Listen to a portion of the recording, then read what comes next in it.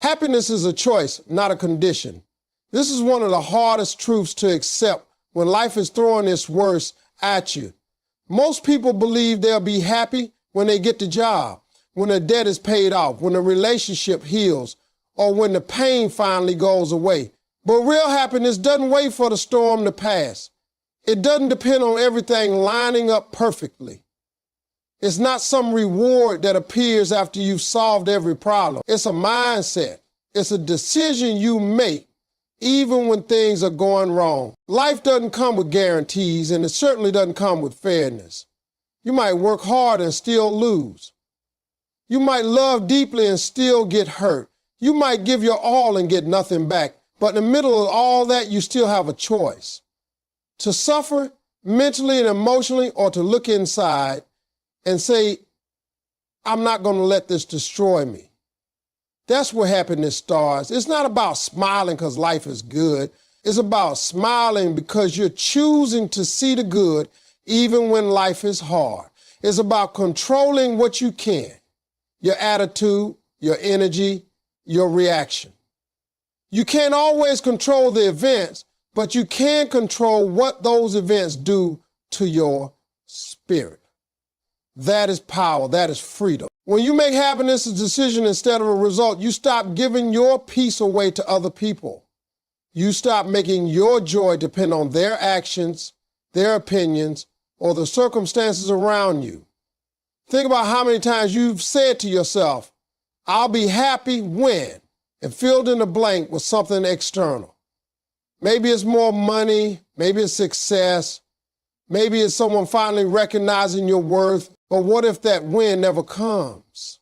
What if life keeps delaying that moment? Then what? Do you just stay sad, stay angry, stay hopeless? That's no way to live. The truth is, people who are truly happy have learned how to find joy without needing permission from life. They don't wait for perfect days. They create peaceful moments in imperfect days. They walk into chaos and still manage to carry calm. That's not magic, that's discipline. That's the result of a repeated, conscious choice to not let pain have the last word. You also need to realize that choosing happiness doesn't mean you ignore reality. It doesn't mean you pretending things aren't bad. It means you're refusing to let those things control your entire being. It's like standing in the rain without denying it's raining, but still dancing anyway.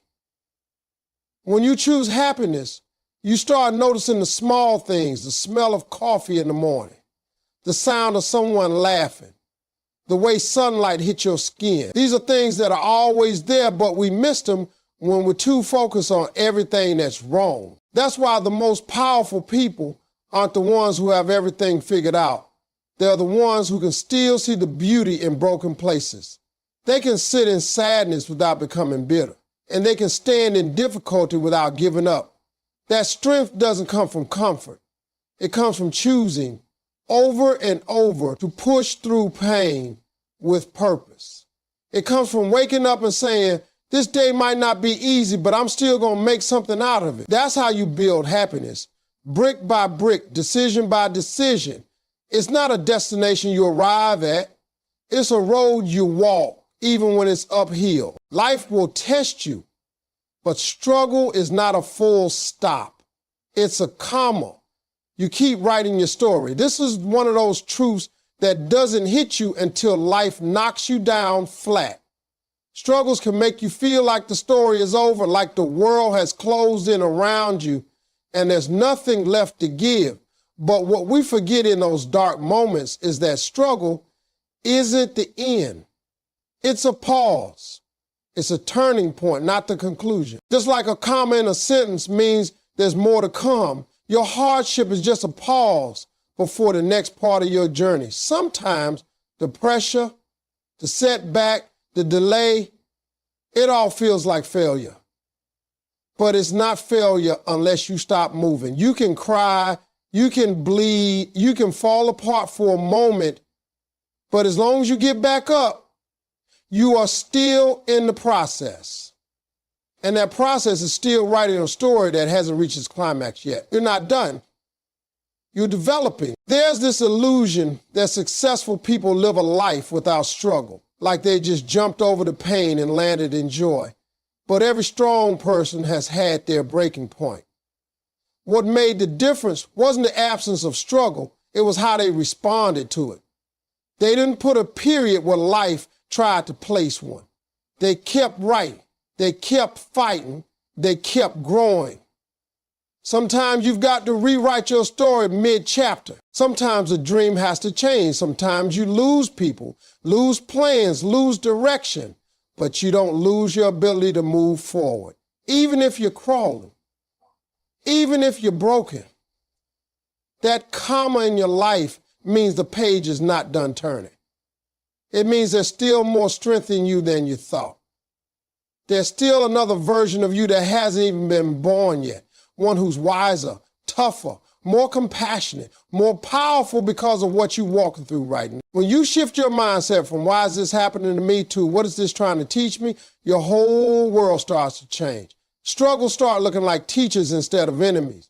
Obstacles start looking like opportunities for growth instead of roadblocks. That doesn't mean the pain disappears. It means you stop letting the pain define the story. It means you take control of the pen again and say, this may be part of my story, but it won't be the whole story. Think about how many people you admired. Most of them didn't get there because everything was easy.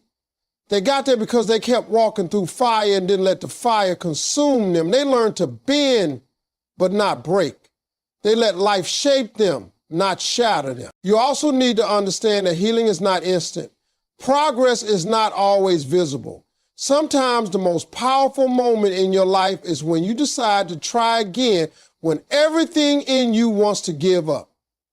Sometimes it's in that small, quiet decision to keep going that the next chapter begins. That's the comma. That moment where you pause, gather yourself, take a breath, and then step into the next sentence stronger than before.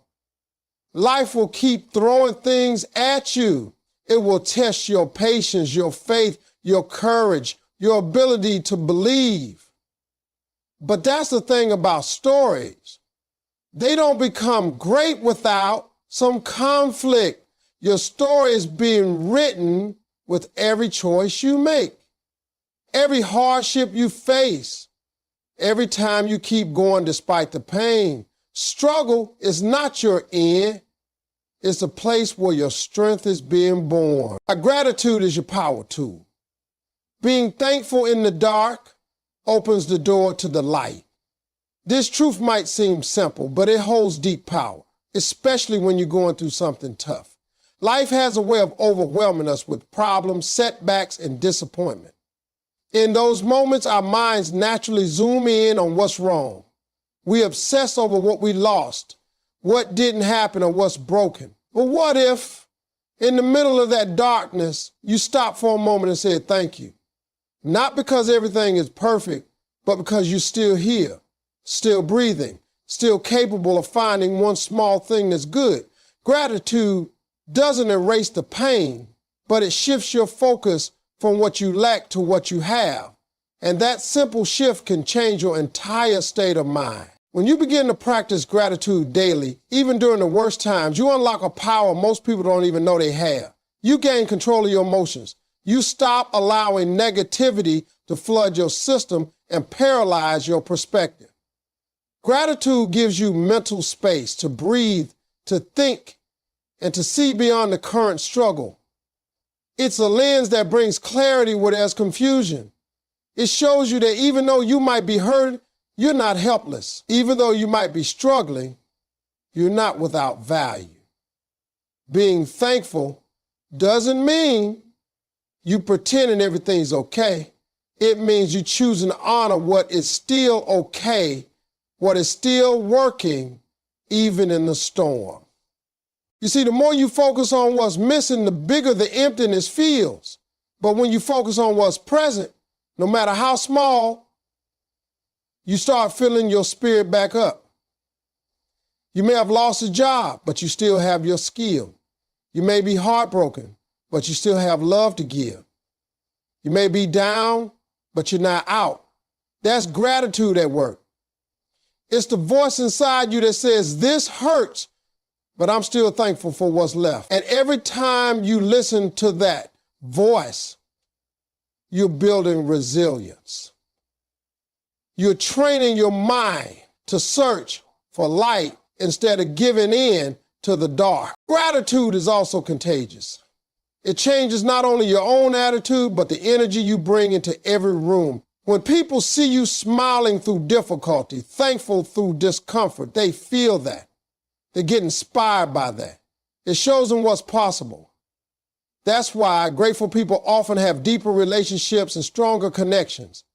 They're not just radiating positivity, they're reminding everyone around them of their own reasons to hope. And when you start living from a place of thanks, you stop taking things for granted.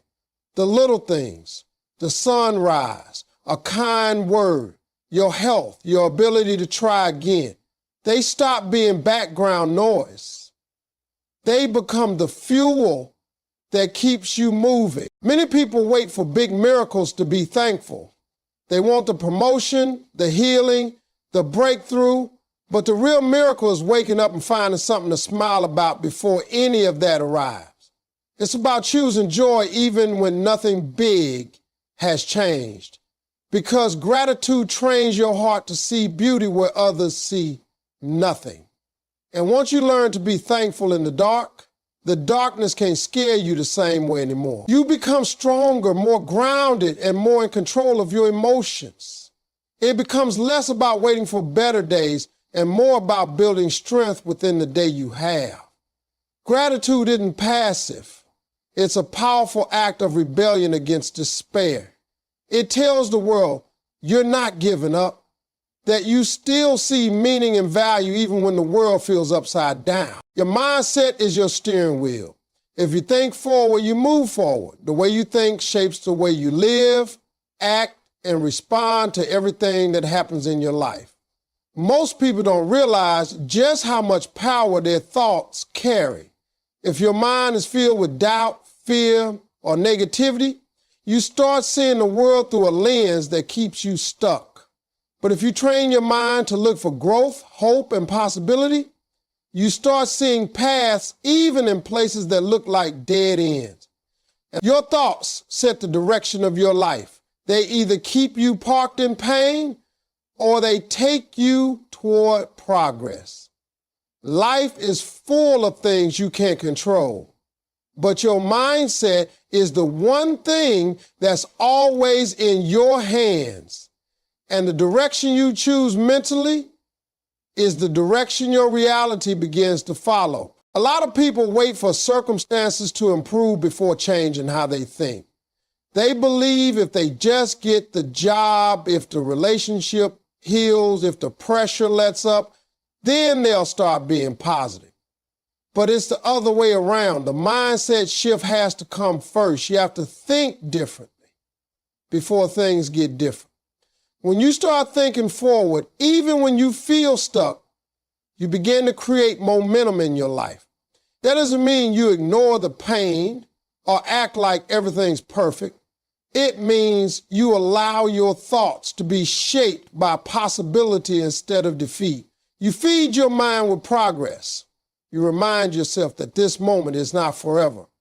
That no matter how bad it is now, you can still move in the direction of better. When your mindset is right, you don't get paralyzed by obstacles. You look at a wall and ask, how can I get over it? Instead of saying, why is it here? That small difference in thinking changes how you deal with struggle.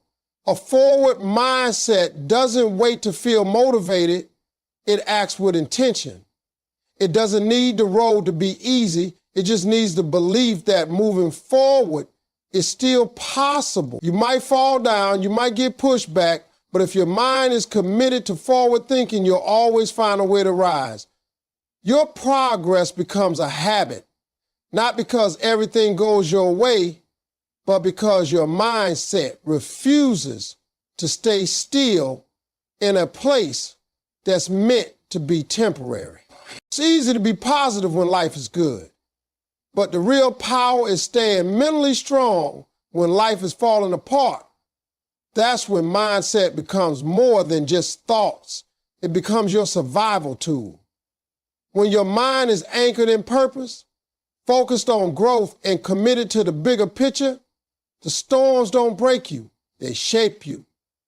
You start thinking like a builder, like someone who isn't waiting for life to get better, but is working daily to make it better from the inside out. You become more aware of your inner voice. You notice the thoughts that pull you backward and you challenge them.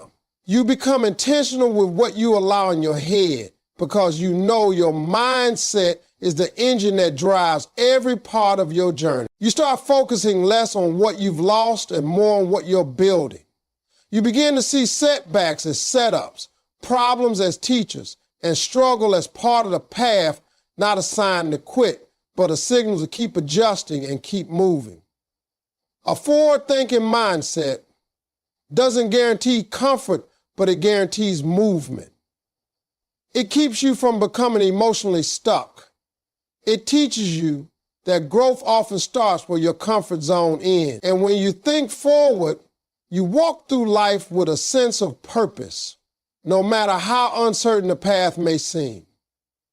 The road isn't always clear, but with the right mindset, you trust yourself to keep steering, to keep shifting, and to keep driving towards something better. Faith doesn't mean you won't fall. It means you believe in rising again and again. So many people misunderstand faith and what it really represents in the middle of life's trials. They think that having faith means everything will go smoothly, that pain will be avoided, that if you believe hard enough, trouble will pass over you like a wave that never touches your feet. But real faith is forged in the fire, not in comfort. It's built in the pit, not the palace. Faith doesn't promise you a life without falls. It promises that every time you fall, you'll get up with something stronger inside you. You fall with fear, but you rise with strength. You fall with questions, but you rise with understanding. Faith is the belief that no matter how bad today looks, there's still a reason to wake up tomorrow and keep going. When you live with faith, you stop measuring your life by your failures. You start measuring it by your comebacks. Because falling is part of the journey. Everyone falls. Everyone stumbles. The difference between those who grow and those who give up is faith. Faith speaks in silence. It whispers to you in the dark and says you're not finished. It doesn't erase the storm, but it reminds you that you're not walking through it alone. Even when nothing makes sense, even when your plans are shattered and your strength is gone, faith gives you a reason to try again. And that's what rising is really about. Not perfection, not winning all the time, but the quiet, stubborn courage to keep showing up for your life. People often think that having faith means they're supposed to be fearless, but even the strongest people feel fear. What faith does is give you something deeper than fear to hold on to. It gives you a reason to keep moving even if you're shaking. It's the belief that this valley you're walking through has another side, that even though the mountain is high, your climb is not in vain. You start to believe that your scars are not signs of weakness, but of survival. You start to see that every fall taught you something your victories never could. Faith is what makes you turn your pain into purpose. It's what makes you speak life when all you feel is brokenness. Having faith doesn't mean you'll always know what's next. It means trusting that even without all the answers, you're still being led somewhere meaningful. It's walking through uncertainty with a steady heart. It's deciding that quitting is not an option, not because the path is easy, but because the calling on your life is too important. Faith reminds you that this chapter may be hard, but it's not the whole book. There's still more to write. There's still doors that haven't opened. There's still people who will walk into your life and change it for the better. There are still breakthroughs coming, healing coming, peace coming. And all you need to do is keep rising every time life knocks you down. Sometimes faith is loud, it's shouting, praising, declaring. But more often, it's quiet. It's the decision to put one foot in front of the other when everything in you wants to give up. It's the decision to be kind when you feel bitter, to love when you feel lost, to believe when you've been broken. That's the real test of faith. Not what you say you believe, but how you live when life doesn't go your way. Falling is human. Rising is faithful. Each time you get up, you prove that your story isn't over. You prove that your heart still beats with hope. You prove that whatever you've been through, it hasn't taken away your ability to fight. Faith doesn't remove the fall. It gives you the strength to rise from it and walk again with purpose. Joy isn't the absence of pain. It's the refusal to surrender to it. People often confuse joy with comfort, assuming that you can only feel joyful when everything in life is going smoothly. But the truth is, life rarely gives you that perfect stretch where nothing is going wrong. There's always something that could hurt, disappoint, or discourage you. If joy depended on a pain-free life, most of us would never experience it. But real joy lives in a different space. It lives in your decision to not let the pain dictate who you are or how you live. Joy is a rebellion against despair. It's standing in the storm with your heart open and your spirit unbroken. It's choosing to see the beauty, however small, in the middle of the mess. Joy is a mindset. It's not forced smiles or fake positivity. It's the deep, quiet strength that says, even though I'm hurting, I still have something to live for. Pain can touch your life, but it doesn't have to own it. You don't have to wait for everything to heal before you feel joy. You can hold space for both, the sadness that life brings and the joy that you choose to keep. That's not weakness. That's emotional strength. That's maturity. It means you've stopped waiting for joy to arrive and you've started building it where you are with what you have, even if what you have is just breath and hope. Some of the most joyful people have been through things that should have destroyed them, but they made a choice. They said, this pain will not define me. It will not shake my spirit. I might cry, but I will not crumble. That decision, that refusal to let pain have the final say is where joy is born. And that joy becomes fuel. It gives you energy to keep moving, to keep loving, to keep growing. It becomes your reason to keep believing that life is still worth it, even when it hurts. People often look for joy in achievements and possessions and validation, but those things fade. They come and go. Real joy is found in presence, in being right here, right now, grounded in who you are, not in what you've lost or what you still lack. It's in appreciating the moment, no matter how imperfect it is. It's in choosing peace even when chaos surrounds you. It's in that little voice inside that says, this is hard, but I'm still me. I still have value. I still have love to give. That kind of joy can't be stolen by life's setbacks. It's too deep. It's too real. You have to understand that pain is a part of the human experience. It's not always avoidable, but surrendering to that pain, letting it close your heart, letting it freeze your soul, that's a choice. And joy gives you an alternative. It says, yes, I'm hurting, but I won't let this pain steal everything from me. It allows you to grieve and grow at the same time. It allows you to hurt and still move forward. That's what makes joy so powerful. It doesn't ignore pain. It coexists with it, outshines it, and eventually outlasts it. When you choose joy, you take back control of your emotional life. You stop being a victim of circumstance. You stop waiting for a perfect day and start making the day you have count. Even if you just hold it on to a smile for a few seconds, that's a victory. Even if you just finding one thing to be thankful for, that's enough to keep your spirit alive. Joy isn't a gift from the world.